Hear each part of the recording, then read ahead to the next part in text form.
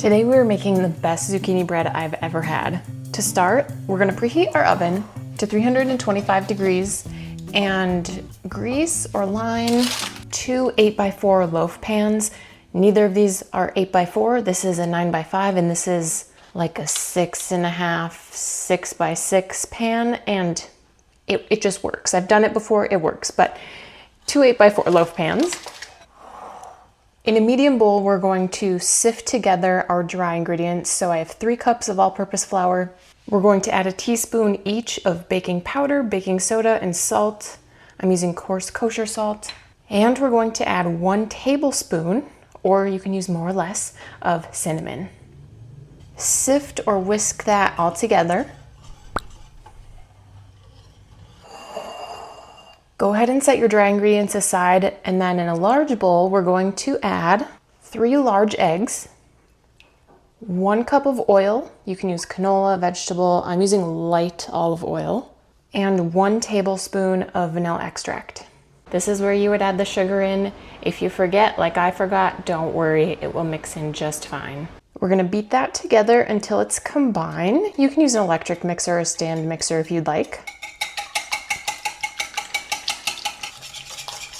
And once our wet ingredients are combined, we're going to add the flour mixture in.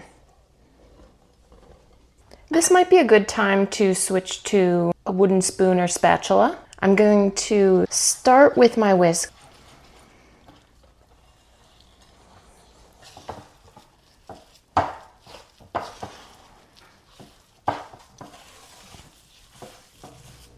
All right, your mixture is going to be very thick, but don't worry. Our last ingredient, I have 2 cups of shredded zucchini. Do not squeeze any water out.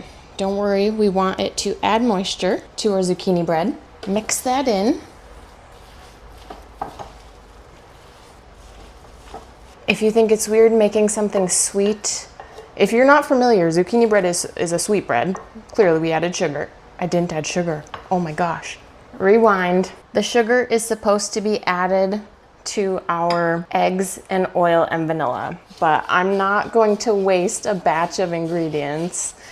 So this recipe is going to be forgiving. As you can see, it's not a light, fluffy batter. So we're just gonna cut that sugar right in.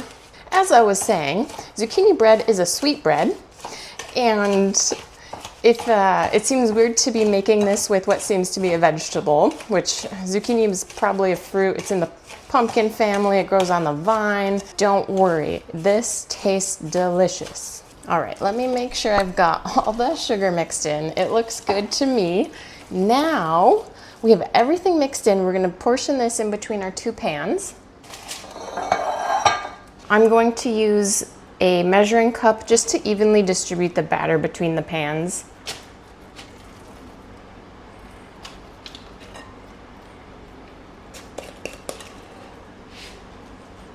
All right, and then these are going to bake for 40 to 60 minutes. That's a bit of a range, but until a toothpick or a butter knife comes out clean.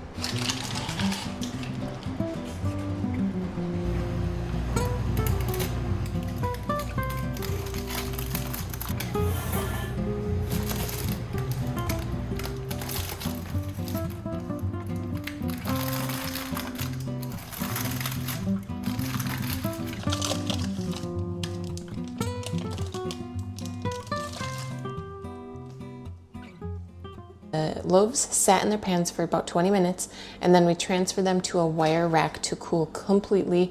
I can't tell you what to do. I did let mine cool completely, but if you can't wait, you can't wait. They'll just be a little more difficult to cut. But as you can see, mine look a little bit funky on top. Partially that's because of the point of the stirring in which we added the sugar. The last time I made this, the top still looked a little funky. Either way, it's gonna taste delicious. I made myself a cup of coffee to go with this. This recipe would be great for a little sweet treat in the morning or in the afternoon with a cup of coffee or tea, or I don't know if you've ever thought about this, but making French toast with a sweet bread, that would be delicious as well. And if you were someone worried about the zucchini baking it like this, it really softens the zucchini shreds. So it's not like you have to worry about those chewy zucchini pieces. So there we have our zucchini loaf. You can see some of the zucchini flakes in there. Let's give it a taste test.